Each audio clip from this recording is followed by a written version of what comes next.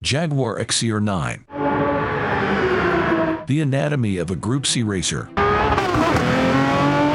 For many, the Group C decade of international sports car competition, 1982 to 1992, was the last great era of sports car racing.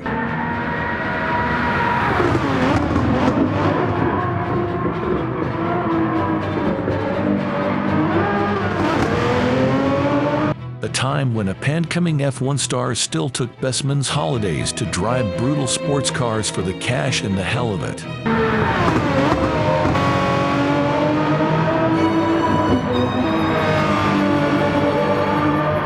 And when the best circuits combined romance and danger, such as the Nürburgring Nordschleife and a pre-chicane Le Mans. But most of all, we remember the cars, big, bad, monstrously powerful prototypes.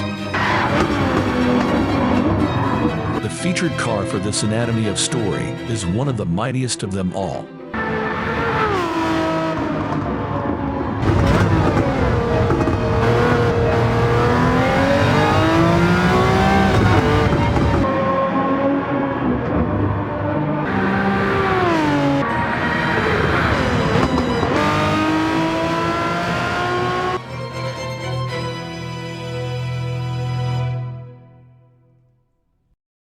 Winner of the 1988 Le Mans 24 Hours, TWR Tom Walkinshaw Racing that seized victory from Porsche at Le Mans in 1988.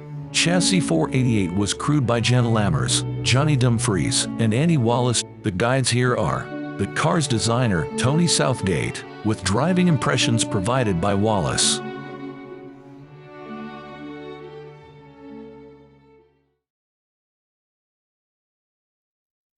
Tom Walkinshaw said, "The brief is you can do anything you like as long as you use that V12 engine." Recalls Southgate today, "I'd never seen such a big engine. It's colossal. Although it was single cam, it had bits sticking out all over the place, and it was very heavy, so I thought, that's going to be a challenge." That was the end of 1984, and we were racing from the second half of 1985. I had to make the best car I could with that package. It took a while to refine, but it showed promise straight away.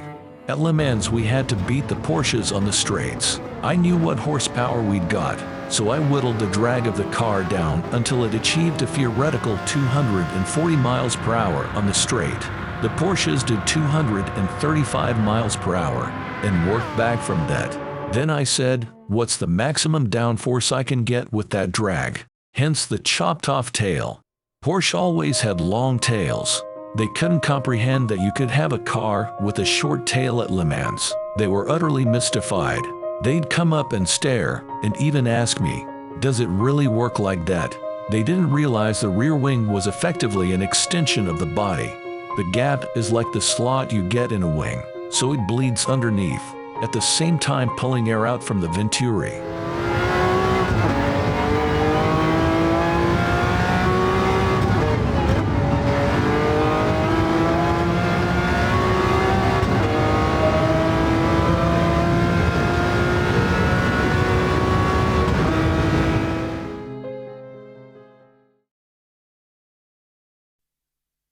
DWR was experienced in racing Jags V12, having won touring car titles with the XGs. When Southgate's XCR6 arrived partway through 1985, it used a 6-liter version of the engine with 600 to 650 bhp, later rising to 6.3 and 6.5 liters during 1986. It grew to 7 liters and around 700 bhp for 1987's XE rate, and was retained for 1988's XCR9 and used at Le Mans in 1989. It was quite a short wheelbase and the engine was high up, recalls Andy Wallace, and if you got it out of shape you're essentially shutting the venturi tunnels off, which further reduces grip.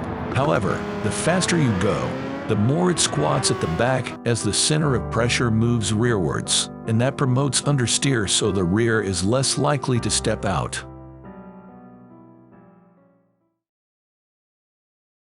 Drag at Le Mans is the #1 enemy, but Tony was brilliant. The best of the Porsches in '88 probably had 50 bhp more, and they'd come past leaving Turtle Rouge and onto the Mulsanne. But then every lap a little further on the straight I'd repass them, which they didn't like at all. 3.5 miles, flat out, for 50 seconds, at nearly 250 miles per hour. I was 27. You have a small imagination then.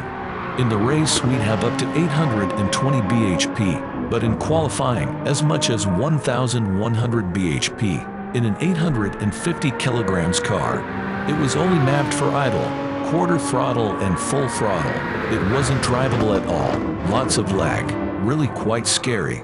It would stretch the head bolts and let all the water out, so we'd run it at 900 bhp with a 200 bhp overboost button. On heated qualifying tires you'd get one out lap and then 9 corners in both directions, and then that was it. It's commonly believed that Messrs. Ecclestone and Mosley and the autocratic FIA president, John Ballester, didn't want Group C to rival Formula One's dominance. Their switch to what were effectively F1 engines for 1991 was a disaster, and the 1993 championship was cancelled before it began. Even now, sports car racing has yet to fully recover, but none of the 50,000 plus British fans who crammed into Le Mans will forget that emotional 1988 victory. Jaguar could surely use a sprinkling of 488's winning magic right about now.